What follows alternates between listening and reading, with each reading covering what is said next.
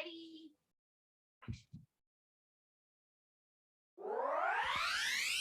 And now, at a combined weight, Absolutely not. the Face Beat Heels High Podcast.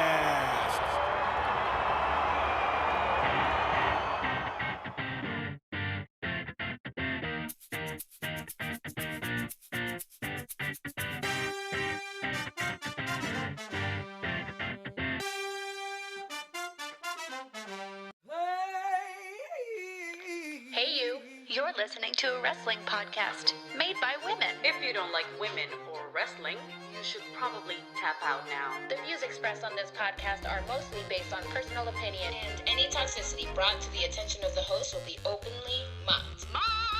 Mocked via public forum. Seriously though, we will make fun of you. We like to drink, laugh, and talk wrestling. So again, if you don't like to drink, laugh, or talk wrestling, you probably don't want to be listening to this podcast. Hello, Face Beat Heels High Podcast family. Surprise! It is me, Princess Jellybean, otherwise known as PJ and The Baker, and we are sounding off about none other than the AEW pay-per-view. That's right. The Face Beat Heels High Podcast has officially made the jump, the leap, and on International Women's Day, I will say also. That's right. Into covering AEW. Happy International Women's Day to you, Claudia. Wow. I should be saying that to you though. You're way more international than I am. Oh, toss, yes. That is correct. So I did receive a WhatsApp message from my mom this morning and a nice Tweety bird image from my auntie wishing me a happy Women's Day. Happy International Women's Day. Hey, you know what? In my mind, every day is International Women's Day, and I love being a woman. So please bat onto your queens today and every day. Absolutely. Just make it every day. Absolutely. I had a work meeting today with someone who said that every day that he gets to bring his daughter to school, he gives her a donut and a fresh flower so that she knows that as she grows up, she deserves a donut and a fresh flower. And I'm like, A, you're the best. B, she's going to get to be a grown up and be like, excuse me. Where's my donut? Where's my donut? Where's my flower? Let Steven be a lesson to you, to all you out there, and bring your ladies some donuts and some flowers. There you go. You heard it. You heard it here first. You heard it here. You shouldn't have. You should have heard this in life. Yeah. Anyways, I just thought I would share that story because it was I like that. So, thank you, Steven. So you guys know how we're, talking about wrestling, and we're, talking about what we want to talk about now, and that we, want to put episodes when we want to put out episodes, and we're covering all the pay-per-views, and we're coming into WrestleMania season, and we're going to have Face Beat Heels High podcast episodes coming into WrestleMania season. But basically what happened was we both watched AEW's pay-per-view on Sunday evening. Actually, the majority of Sunday, because it was like 12 hours long. It was so fucking long. So we decided that it was good enough that we should put out a Face Beat Heels High podcast episode specifically talking about AEW. So please keep in mind, Christina more than me, Bakey more than me, but we are not super into AEW. So probably, like I said, Christina more than me, but I didn't know any storylines going into this. And I will just say that I was thoroughly, for 5 hours, to the majority, entertained. I literally said this on stream because I was streaming the pay-per-view or my reactions to Revolution on Sunday. And I did say, listen, I come here without knowing what the storyline is. I have you no were live? idea what's going on. I was. It was fun. I did react to some of your texts on my stream, and I was like, look at what Claudia said.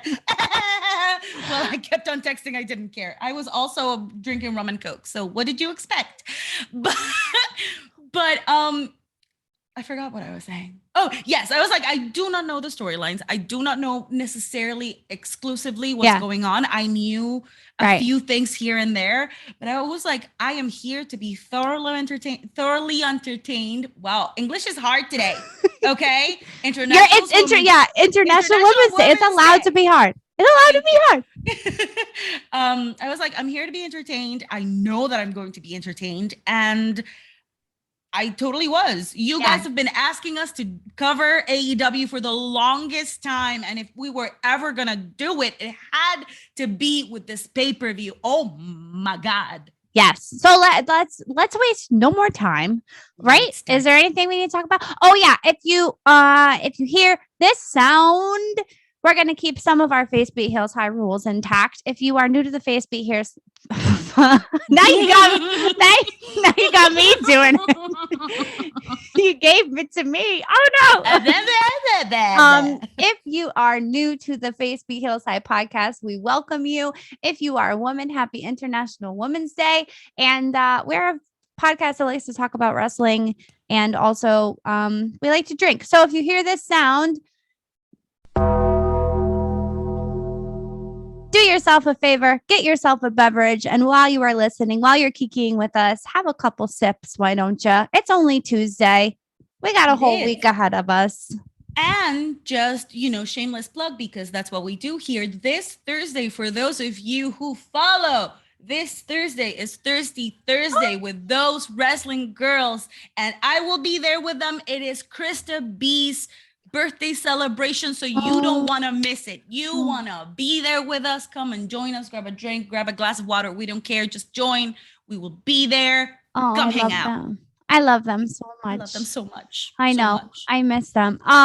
So actually also just a quick plug to those wrestling girls. They are amazing. Make sure you're following them. You're following the episodes they're putting out, and that you're keeping track with us too. We have a merch store. You can get your merch. We have our YouTube where you can watch unedited episodes. We also still have people that for some reason watch like super old episodes, which I know have no idea why. We must be entertaining. I guess entertaining. Entertaining. So make sure you're following us on Instagram. Give us a follow on Facebook. Follow us wherever you listen to podcasts. Make sure you leave us a review so that even though, we're not doing episodes as rigid as we used to, we still get new people as part of the Face Beat Heels High fam. We want to see you and hear from you. So say what's up. Yeah. Okay. Let's get into it. All right. So Christina's going to talk to us about the preview matches because I did not see them. Okay. So there are very few things that I want to say about the women's match and the Hook versus QT Marshall match. First, we started with a Chris Statlander versus Layla Hirsch match. I was concerned. I have to say I was concerned. I was entertained as I expected to be, but if I ever saw botches during that entire pay-per-view, it was during that match. Yeah. It was that match. Like at one point, Layla was slipping from the top rope on the turnbuckle.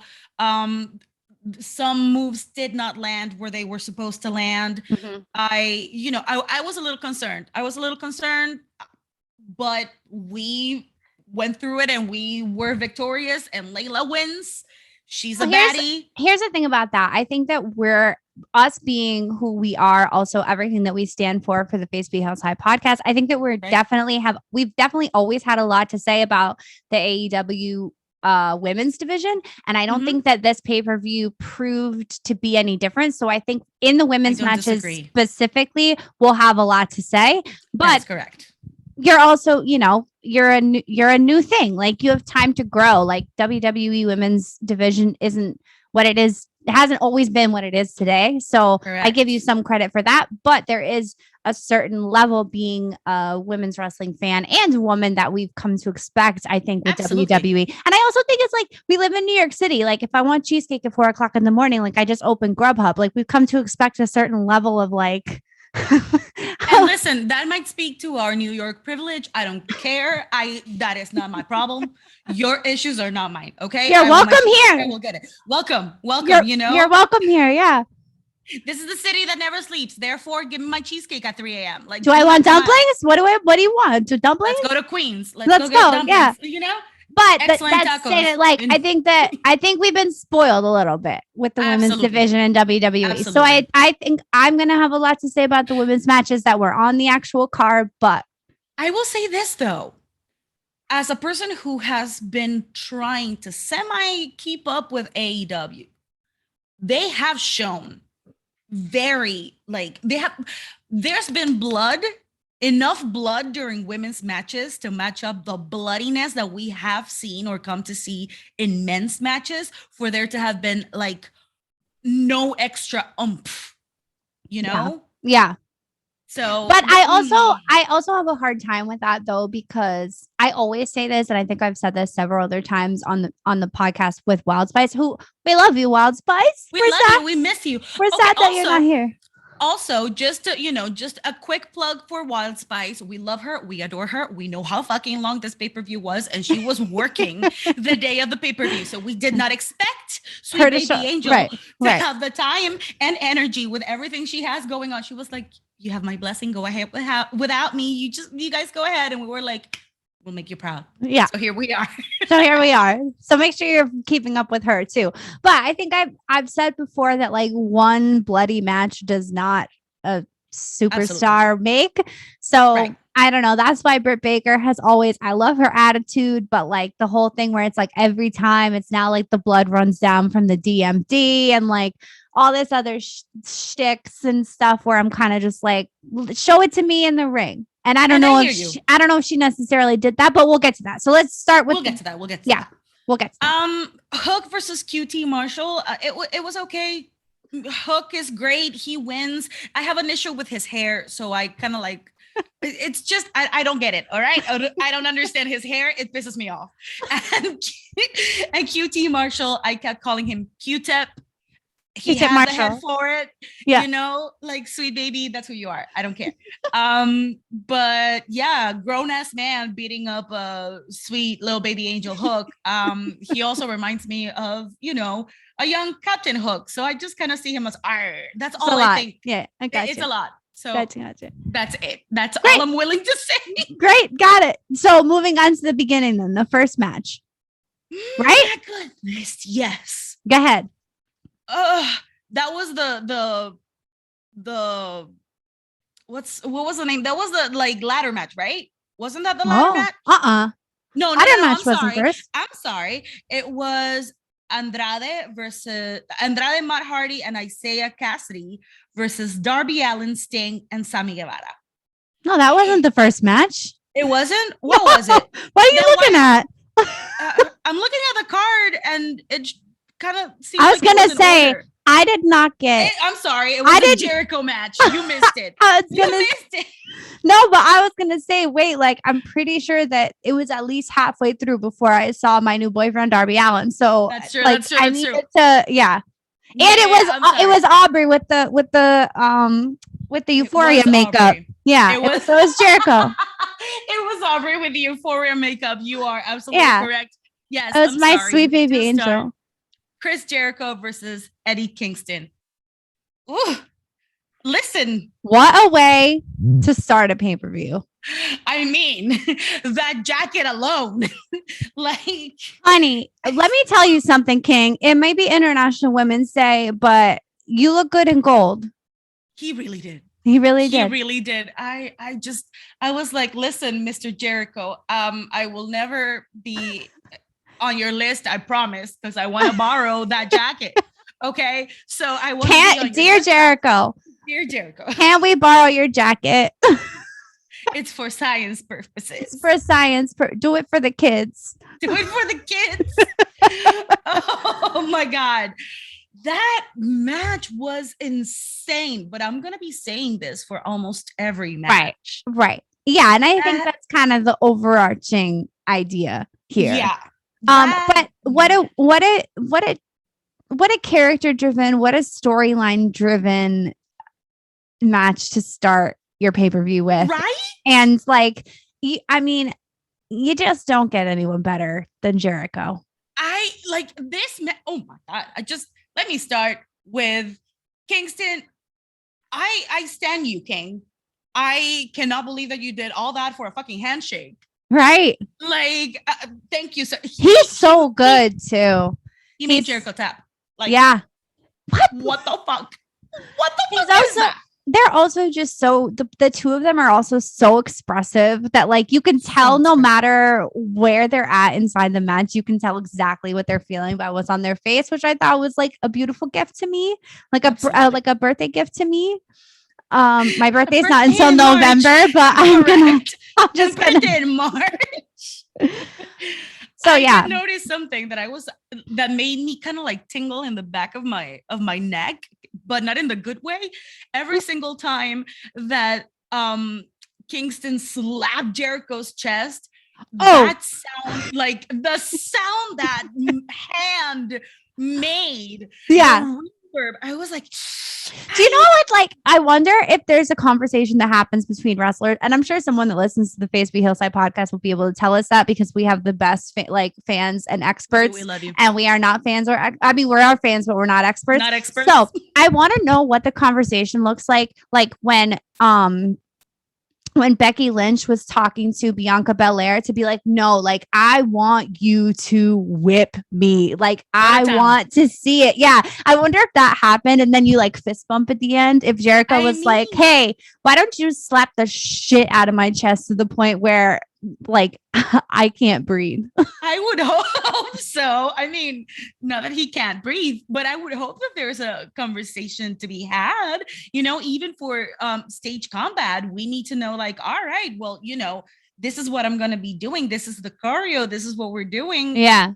You know, I'm so curious. Check in with your partner. Of course. And I think that was really nice to see too, as I felt Jericho was safe with Eddie, and I felt Eddie was, of course, safe with Jericho. So of all the matches that we could analyze and say, this match was unsafe for whichever reason, right? These people were not communicating effectively on the ring. That never happened. That never happened for me in my case. Like, right. The thought didn't even cross my mind on this match. I don't even know if there was a time in the pay-per-view where I was like, I think that person, like, I always get iffy on the apron, like whenever two people go out to the apron, because like it's just an edge and like your head and your neck, and like that makes me really cringy. But I don't think there was a time throughout this entire pay-per-view where I felt like someone was unsafe, except maybe some points in the women's matches. But besides the point, like those were just botches. Like there wasn't a time where I thought like, oh, he's going to hurt him, or like, oh boy.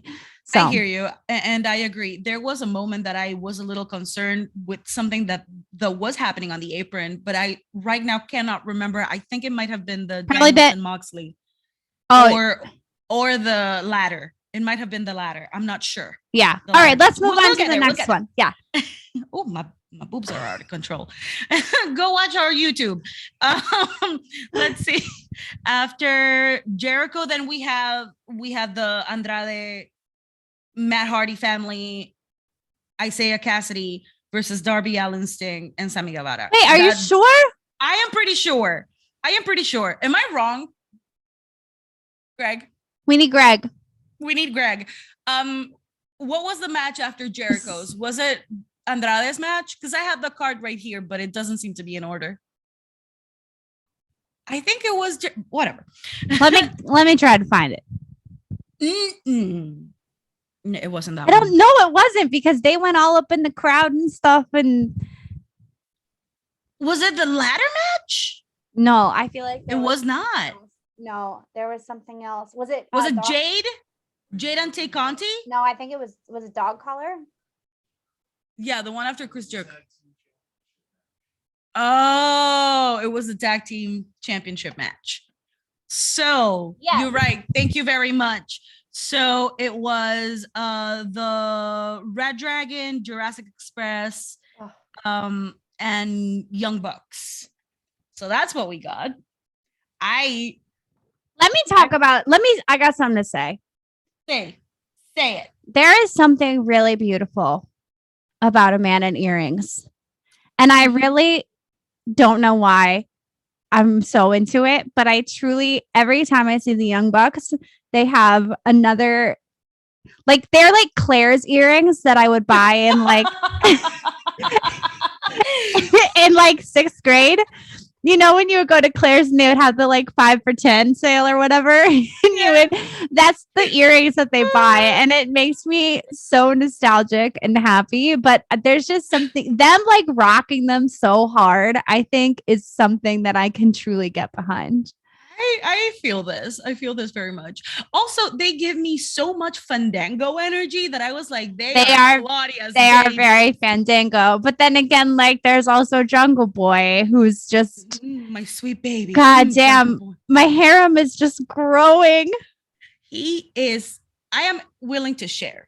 Okay, Jurassic Express. Who is my territory? Full jungle Jurassic. Well, I mean, you know how I feel about Luchasaurus. Well, that's the one I knew. That's why I wasn't stepping on your toes. A tag team. They are a so what? You just get both. I mean, that's why I said I'm willing to share. But my point is, he is a 20-something-year-old. When is he going to stop being Jungle Boy? And is he ever going to be Jungle Man? Is he going to be Jungle Man? Is weird. Fred of the Jungle Dude. He and Matt Riddle get to hang out. I would love to see that tag team. If Matt Riddle were to join any tag team in AEW, why is Christian Cage there? First of all, what's Christian Cage doing in Jurassic Express? I don't know. Is he I don't know if he's a mentor. I don't know if he's like a bestie. I don't understand that. Where does he fit in that storyline? Like, you're not a dinosaur. You're not a boy. What do you? You're not a giant lizard man, and you're not a beautiful Herbal Essences commercial boy. So, so where do you fit in? I think he just got lost in the jungle. He's just the person that got lost in the safari. Is he Jane? He is Jane. Or no, he'd be like, yeah, he'd be whatever the short one is, like the evil one. Who would he be in the jungle if we had to give him a character to be in Jurassic Express?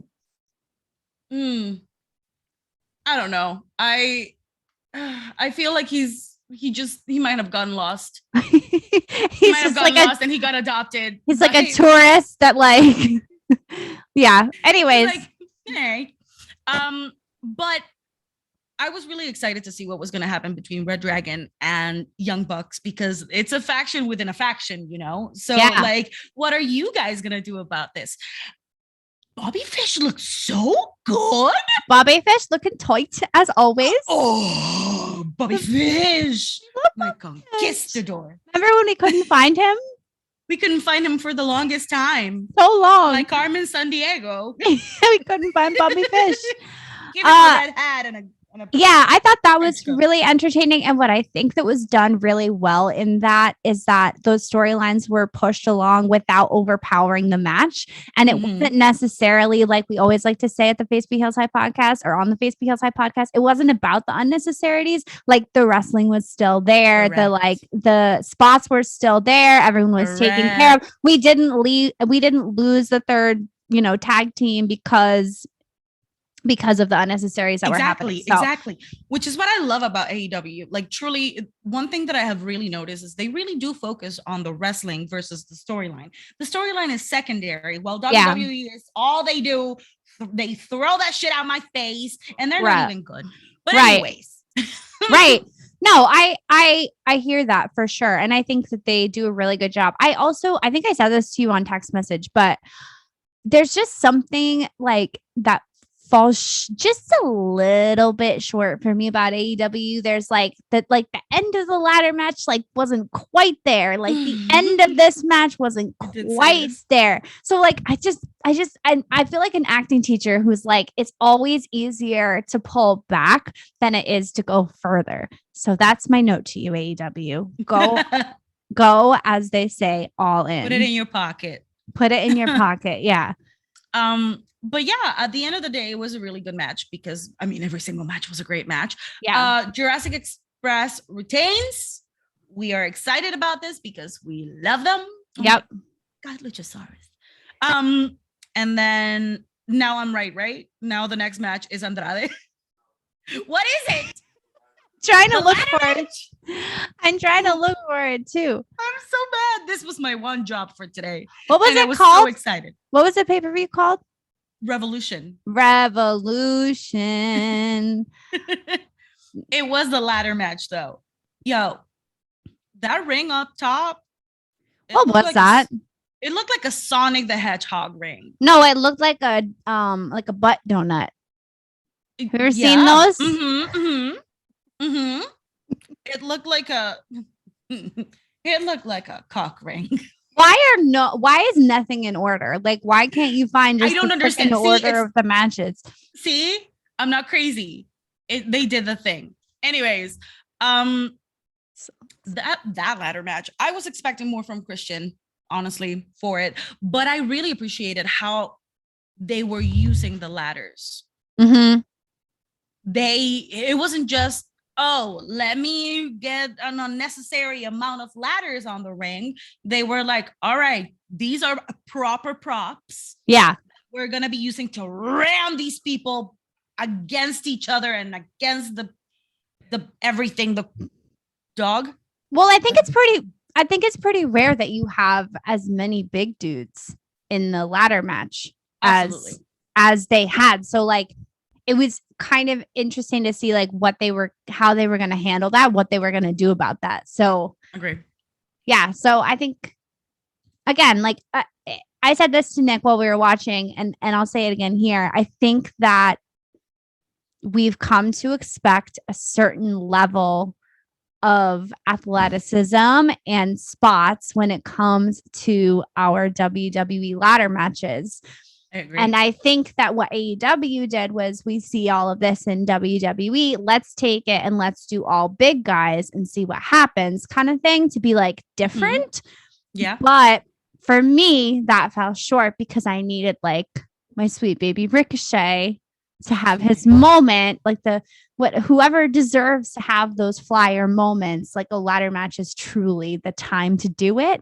And I don't know if those moments were really given like the space that they deserved. I loved everything Orange Cassidy was doing because I love the guy. He just brings me so much joy, but I hear what you're saying. If there was a moment for a high flyer, it was this, right? And he could have done something about it. Right. But I just love the fact that at the very beginning of this match, Orange Cassidy had literally a 6-move combo by just going boop, boop, boop, with his hands in his pockets the entire time. His hands in his pocket. Yeah. Yeah. Freshly squeezed. Yeah. You know who we didn't talk about because it's not even on this card. No, so here's what we're gonna do. We're just not gonna go out. We're just not gonna go in order anymore, and we're just gonna talk about what we want to talk about. So go for it. If we offend you by not going in order, you probably should be listening to our podcast in the first place, because we're a hot mess express. Not a jungle express or a jungle motherfucker. Jungle junction express or whatever they're called. We're hot mess express TM. So oh boy. The House of Black versus House of... I was just thinking about that because I was like, wasn't Aleister Black in face paint? Yes. Yeah. And I don't remember what Neville's faction is, and his name is not even Neville anymore. His name is Pac, but he had a tall as fuck Mexican man who paled in comparison because of the tall as fuck Nordic man, Eric Redbeard. Oh my God. Do you understand how hard it is for a Mexican man to be 5'11"? Or for any Latin man for that matter. Right. He's like, I'm the tallest one here. Here comes Eric Redbeard. And it's like, chiquito. Like, it's just, But anyways, he looked fantastic. Neville's so angry. He's so angry now. He's so upset. What's he upset about? It looks like someone stomped on his cupcakes. Do you know what he's upset about? I don't know why he's so upset. All I know is that not Aleister, Black, he spat at Neville Oh no. We're in COVID times, people. We don't have time for this. We don't have time for this weird ass mist. As much as I want to drink margarita out of the bag, like I did in March of 2020, or whenever that was, whenever the lockdown was.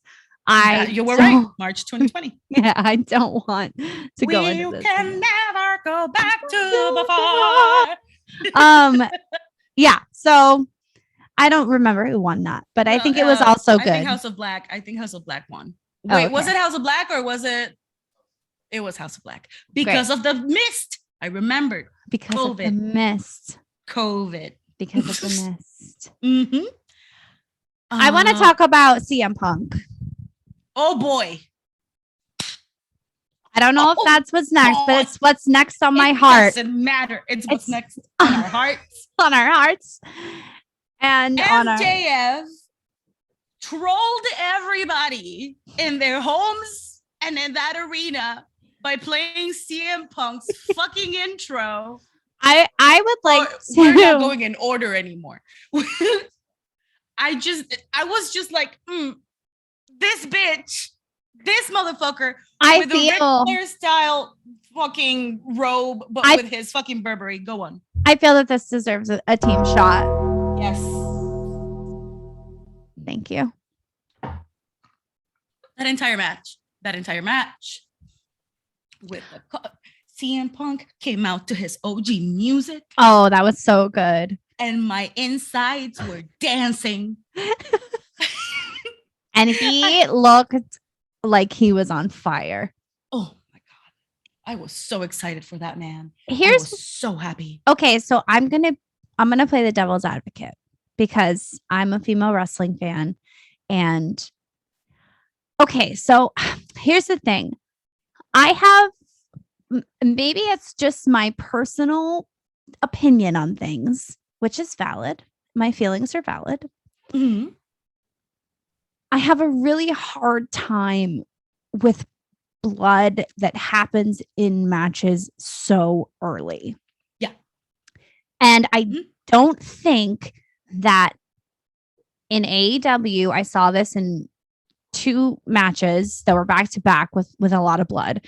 I don't think they've quite figured out the proper time to fit it in for storytelling purposes. And I understand. So I guess I didn't really, because Nick told me that they cut him. Are they blading? Yeah. Oh yeah. Blading them? No, they're probably doing it themselves, but they're saying that CM Punk, when he got beat before on the Friday or whatever, that he got cut open. And so that he started bleeding so early because MJF popped it back open or something like that. Okay. So it was reopened, but I still just have a really hard time with that much blood. And I understand it's a dog color match, and I understand there's going to be blood, and I understand there's going to be blood and guts and whatever and tax, and that's what we're here for, and I get it, and I'm here for it. However, if we relate it back to acting, here we go, because this is what the Face Heels High podcast is about. I was once told that you fighting tears is a lot more entertaining than it is you just openly crying on stage. And I think that that's a note that AEW should take, because a little bit of blood can go a long way. And I think that build can be way more dramatic. And also, you're fucking CM Punk and you don't need it.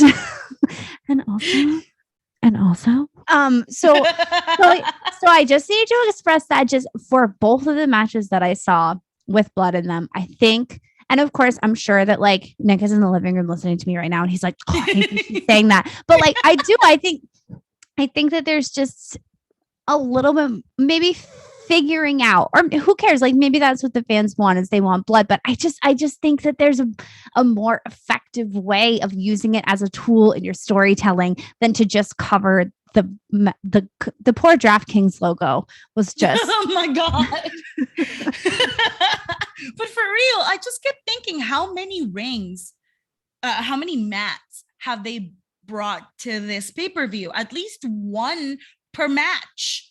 Yeah. Because every single person was expected to bleed. Greg and I started putting on bets. Like we started figuring like how long is it gonna take for this and that person. It was actually for the Adams match. The Adams, but for the Adams match. Yeah. But that was the only one that we actually lost because like there was none. But that is exactly then my point. How come that every other match had to have blood? Right. Or if you're gonna do a match like that, put it at the end. Like take the dog collar match, make it main event. Like, no offense to Adam Cole, I would not consider that a main event match. I wouldn't. It was great. Maybe of a regular Friday or Wednesday, but I wouldn't necessarily consider it a pay-per-view. So I don't know. I would have put Danielson and Moxley as the main event. Also, I think at that point, the last two matches were really tough because it was just so long that I think the crowd was just so ready to go home.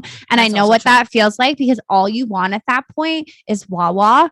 When Nick and I were in Dallas at WrestleMania, we left WrestleMania and then the only thing that was open was Wawa, and there was like 100 people waiting for their Wawa, and it was so hot, and we had been watching wrestling for like 7 hours. Yeah, no one was chanting. You know how you first get to an event, like people start chanting stuff? Nope, none of that. People were like turning their shirts inside out. They were like, I'm tired, I'm done. But anyways, so yeah, I agree. I think towards the end we got, and I think that's why some of the women's matches got kind of like sandwiched in there.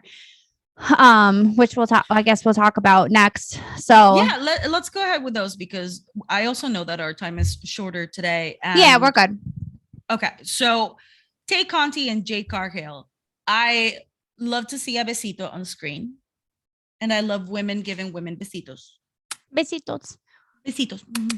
But that was aggressive, and there was no consent. Yeah. Okay. No consent.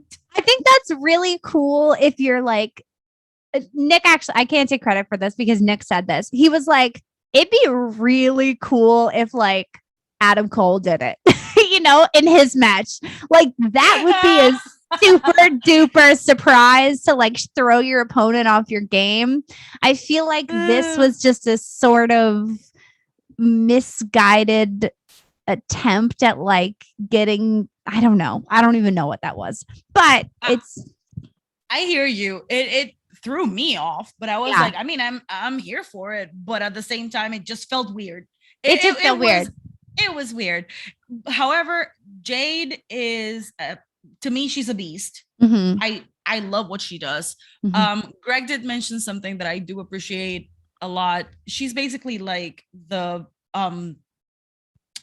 Goldberg of the AEW's women's division. She's just gonna go undefeated for the longest time. Her matches are extremely short, which pisses me off. For the amount of quality matches that we received from the men's during this 5-hour long pay-per-view, and we have the women's matches still be anywhere between 4 and 6 minutes if we're lucky. Well, and let's not forget too that in DMD in Britt Baker's match, not only was another men's match referenced and talked about, but they also read a like 30-second DraftKings ad at the beginning over their match instead of calling the match. I was so pissed. I was so pissed. She is the fucking women's champion, and Thunder Rosa is a beast. Why would you do that? I would. So. Yeah, we are available for hire, AEW, if you need some people to come in and make sure that you are putting out experience at this point content that women fans would like to watch because it's International Women's Day. I want every women's division in wrestling to be as good as it could be. And that was just super disappointing. And what's funny is that I think sometimes men don't even notice. Like I mentioned that to Nick and he was kind of like, they have to plug it sometime. And I'm like, But here's the thing, baby sweet cakes, is that this is like life for us. That it's like they're working so extra hard to be who they are already. They have to work so extra hard that like taking that 30 seconds where like the best commentators in the game, in the world of wrestling could be calling their match, they're taking that and reading a DraftKings ad for a sport that's not real. It is real, but the results are known to the people involved. Yeah. So then why? Why? I said exactly the same thing. I think, remember when I told you the DraftKings thing? Oh, never mind, Greg. We'll talk about it later. Goodbye, Greg. But I said it around the same time. I was like, what is this? Like, this is not fixed, because it is not fixed. But the people involved know what they're doing and what's the story that they're telling. Right. And why would you waste that time? And there was something in the, I don't remember what match it was, but Nick had said that it was one of the options. Like it happened that way because it was one of the options on DraftKings. And I was like, wait a second, that's super weird. It was something about someone going through a table. I don't remember who it was, but it was like something about someone specific going through a table that was like one of the options on DraftKings. So I hope it was not Sammy Guevara, because he went through 2 tables and neither one broke. So just saying, somebody lost that bet. let's talk about Darby Allin. Oh my God. So yes, that match. Finally we got the House of Hardy, Matt Hardy's family. Andrade. Remember when you said this happened first? Can you imagine? I can't even. I can't stand myself. Versus Darby Allin, Sting, and Sammy Guevara. Can somebody please stop making Sting fall from high places? Okay, but here's the thing though.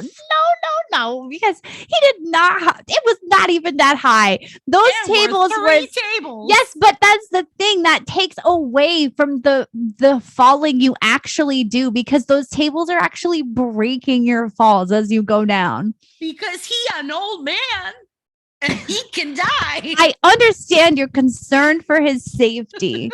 We all are. He is at the point. He's at the point where he could get a discounted Metro card. We get it. So there was that many tables because it actually softened the fall. I think it was okay. Darby Allin literally got held upside down and clotheslined over and over again into his metal grate. Yes. And I said, sign me up. Claudia texts me. She's like, why? Please explain to me, why am I so attracted to Darby Allin? And I'm like, because he looks really emaciated and he really needs somebody to take care of him. I pulled a Wild Spice. I popped right onto the website and bought a t-shirt, honey. I said, Darby Allin, you're one of the good ones.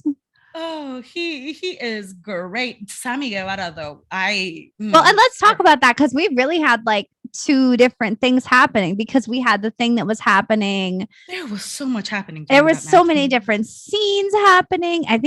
I wonder what that was like in the stadium, because I think that was probably hard to like where your focus was, because you didn't want to miss anything. There were people in the there was fighting in the audience and people probably wanting to watch what was going on like in front of them, but having somebody else slam another human being right next to them. Like it was all over the place, and I loved it. I am here for it. Don't get me wrong. Oh, one thing I wanted to say, what's the name of the champ who's the Goldberg? What's her name? Jade Cargill. Yes, there was one shot of her at the end of her match that was from the side of the audience, but was behind some of the people. And there was one little girl that was standing up. She was so cute, and you could only see the back of her head, but you could just see like the way she was looking at her was like, oh my God, someone that looks like me. Like she's like, it was so cute. I literally pointed it out immediately. I was like, that's why, you take the 6-minute match as a win, because That's true. If you can turn one, I'll take that over nothing, Right. Like, come on now. All right. Who have we not talked about? We have not. Oh, wait, before we go on, because we have talked about these two, but this made me very happy. So the face of the Revolution we didn't mention was Wardlow. He won the big Nuva ring. He was MJF's like page boy. Yes. Page boy. Yes. And when he comes out, when CM Punk is just destroying this man with a fucking chain, Wardlow comes out nonchalant and he takes off his ring and he puts it on the fucking mat. And I was like, face turn. Hello. So good to see you. I just like that very, very much. Yes. And I can now continue. Okay. So I think next we talk about Bryan Danielson. And dedicate my shot. Oh no.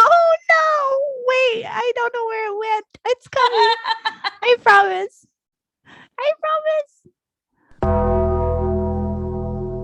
What are you dedicating your shot to? Just to the two of them. Just to the, their story, their backstory, everything that this entire match from beginning to the end when Daddy came out. I was just, I could not deal with my own feelings. Daddy is home. Dedicating my shot to all of that. Not only is Daddy home, but Daddy never had to leave home. Daddy had to leave Florida. He was like, "You go right ahead." Yeah, Daddy said. Daddy said, I'll wait. When you go down the street. When you get here, give me a call. It's like, that's good.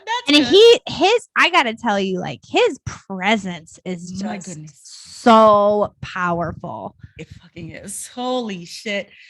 The moment the fucking Christina accents. William Regal walked down that ramp and said, "You two make up. You are family." Stop hitting your brother. Stop hitting your brother. This was very Vin Diesel to me. This is my family, and family doesn't fight. Yeah. I was like, ah. But I have a very soft spot for my white trash John Moxley, and he looked so good. He also just fully slapped them both in the face. Both of them. Both of them.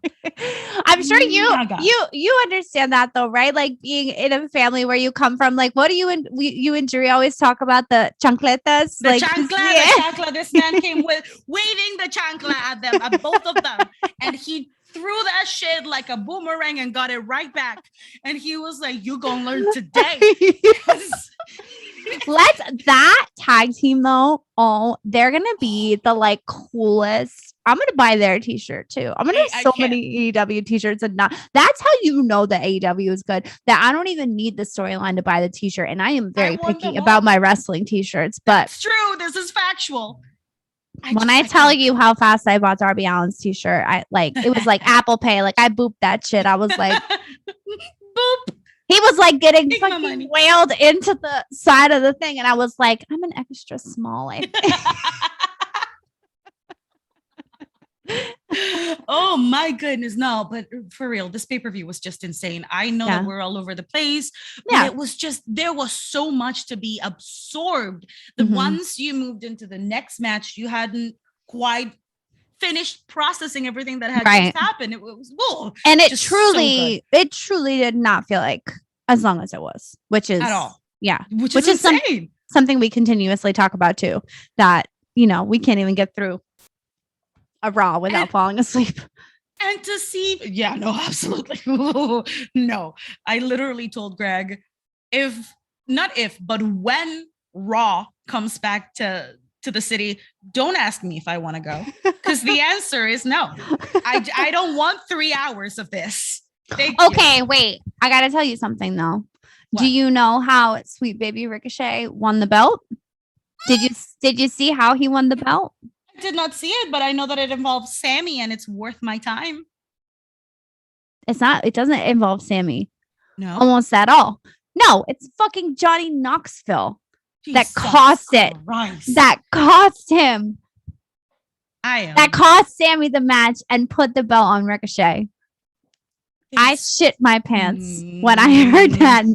I was so angry with that. I can't even tell you. This whole Ricochet thing reminds me of Jassy. Shout out to Jassy. She's the best. I'm just the kind of nonsensical unnecessaries that WWE puts us through. While I was streaming, I said, I can only hope to feel the kind of excitement that I am feeling watching this pay-per-view during WrestleMania weekend. And Jassy said, I know for a fact I will not feel that way. Oh. And it's so sad because I know she's right. I feel the same way. Yeah. I am not thrilled for WrestleMania. I would watch Revolution 5 times. Yeah. You know? Right. My goodness. So anyways, I just needed to get that off my chest because it's been weighing on me. Yeah. It is important. Yeah. Let's see. What have we got? What are we missing? Well, let's talk about the other women's match. Well, we did kind of already. I just want better for Britt Baker. I want her to be better, and then I want her to also be better, given more time.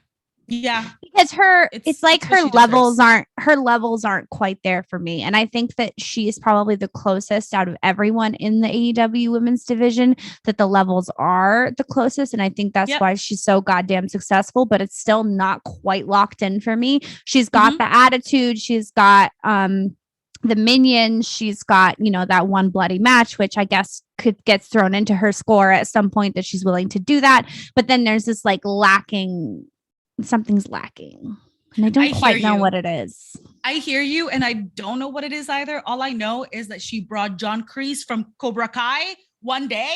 True. And I'm just like, and now she can do no wrong. She can do no wrong because we're Cobra Kai in this house. Like, what do you want me to say? I love her. Shall we talk about the Adams? Yeah, let's talk about the Adams. It's time for the Adams. The Adams family. My favorite thing of that entire match was, let's go, Adam. Adam sucks. You can do no wrong. Everybody was probably chanting both because, I mean, what else are you going to do? They were just chanting to chant because it had been such a long day. It had been such a long day. Yeah. But my goodness, listen, I know how I've said shit about Adam Cole before. My Panama City situation, I need to grow the fuck up. I get it. But Adam motherfucking Page is just respectfully though. Howdy cowboy. I'm just like, I mean, I don't listen to country music, but for you, I could. I think my brain was also tired at this point, even though I was just sitting there and watching, but it was nice to have two good looking men. It was very watch and talented wrestlers and good storytellers. And absolutely. They tell a great story. It was fantastic. Hair for days. They were, good for them. But like, I was already 3 drinks in and Greg was sitting right next to me. I had no shame. Yeah, you can't. I can't. I couldn't. Like, how do you? How do you? Alan Page. Alan. Wow. Adam Did you think that Bray Wyatt was going to come out? No. You didn't think that? I did not. But now I'm wishing he had. But did you see what Negative One come out? Yes, I did see that. Oh, sweet. That was cute. Baby, that kid is my heart. Yeah, that was cute. That kid is my heart. Wait, hold on. Before we go on, how do you feel about Swerve debuting? We'll see. Yeah, we'll see. I don't know how. I think I've never really. Did we like him? I think I have whiplash. Did we like him? He was the only thing. But he didn't do anything in him. No, he didn't. He didn't. He really didn't. He had like an attitude for it. And before he was part of Hit Row, I kind of like felt that maybe he could like give me something I could enjoy. Yeah, we'll see. But okay. Yeah, we'll see. We'll see. I think it's a we'll see moment because I think we'll see what direction they're kind of pushing him in. If it's anything like NXT, it's gonna be a no from me. But not for me, dog. But if they find something new and interesting, which I think AEW, especially with the men, are willing to do. So we'll see. Yeah, I agree with you. I agree. But yeah, going back to the Adam Page's gear was top notch. I felt like he was inviting me to be a member of his Rainbow Court, and I was like, "Take me, beautiful Thor man, country Thor, I'll take it." We had a bet. Greg and I had a bet going on because the match started at 9:30. The match started at 9:30. 9:30. It was like 11:30. I'm sorry. 11:30. My bad. It started at 11:30 or a little before 11:30. And I said, he is going to bleed by 11:32. And Greg was like, 36. We still lost because magically Adam Page did not bleed this time around. He's been bleeding every other fucking week. And I was like, with all of the blood that we found throughout the entire pay-per-view, I was certain that he was going to bleed as well. And those bloody matches were literally like back to back or like back to back. Yeah. Well, maybe that's why they were like, we got to save money. We can only change out the thing once. DraftKings only got us three mats. That's it. 3 mats. Don't mess them up. Right. But yeah, I actually thought that Adam Cole was going to win. I really did. I'm glad he didn't. Right. But because there's something about Britt Baker and Adam that's Cole what I said. Holding the fucking championships together. That's what I said. Yeah. You know? I don't know. We'll see. Because don't they have another pay-per-view coming up in like a month or something? They have Double or Nothing or All or Nothing or Up and Down or whatever it's called. Okay. So one sentence summary. In conclusion. Fantabulous. Here, that's one word. Let me play James Mattern. Let's do that. And we can both marinate on our closing statements so that we can keep this episode short and sweet. Where is babies? Over here. Hey babies, it is me, the self-appointed commissioner of comedy, James Mattern. I just want to tell you that every week I'll be wherever you listen to podcasts with my show, The Commissioner of Comedy. I've been doing this, babies, for almost 20 years, grinding up and down, and I'm here to convey it to you about the do's and don'ts of the comedy scene, the proper etiquette, the unwritten rules, if you will. Whether you're just a fan, or you're a young buck starting out, a grizzled old vet, or just someone who wants to peek behind the curtain and see how the sausage gets made, tune into the podcast, The Commissioner of Comedy. This is what it's about. It's only on Paper House Network, and it's for you, babies. It's for you. Okay, so 2 shameless plugs. One is for James Mattern, the Commissioner of Comedy podcast. Also, James Mattern has an amazing comedy album called The Check Spot. So you should definitely check that out. James Mattern is also a wrestling fan.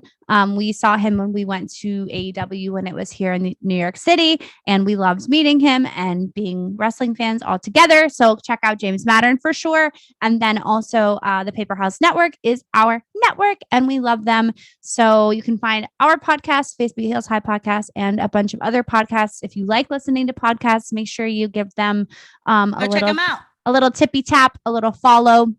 Again, before our closing statements, make sure you're following us on the YouTubes and the Facebooks and the Instagrams. Nothing much is going on until we have new episodes, which will be this one. So, and get some t-shirts. That's nice. Do it. Be like PJ when she saw Darby Allin and buy yourself a Face Beat Heels High podcast t-shirt. You know you want to. Go ahead. Yeah. Are They Hot or Are They Samoan is on there, and also other ones are on there too. So bring it to WrestleMania. You know you wanna. Yeah. All right. If you wear a Face Be Heels High podcast t-shirt to WrestleMania, I will give you a surprise. Oh, I don't know what it is. Tag us, let us know. But I mean, just saying. All right. What's your closing statement, Christina the Baker? AEW is great. They put great entertainment on my TV, and I love them very much. That's it. Okay. My closing statement is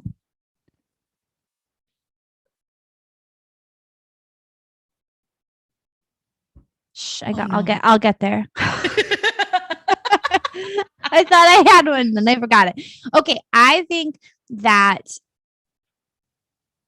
I'm really excited to see how AEW ebbs and flows and grows.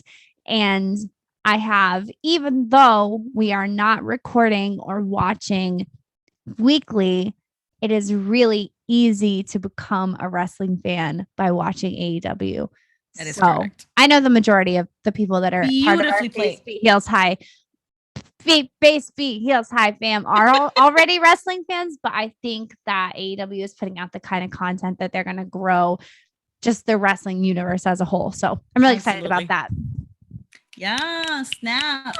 Well, thanks for joining us for this super special AEW episode of the Face Be Heels High podcast brought to you by the Paper House Network. Until the next time we record, keep your face. We will let you know when that is. Oh, well, yeah. And join Christina the Baker Contreras on Thursday for Thursday with those wrestling girls. Make sure you're following us on everything. Make sure you're following Christina on Twitch. Make sure you're following Jeree Wildspice on Twitch. I do not have a Twitch, but I do have some puppets. And that is all I have to say. So until the next time we record, which will be our pre-WrestleMania episode for WWE, keep your face beat and your heels high. Bye. Goodbye.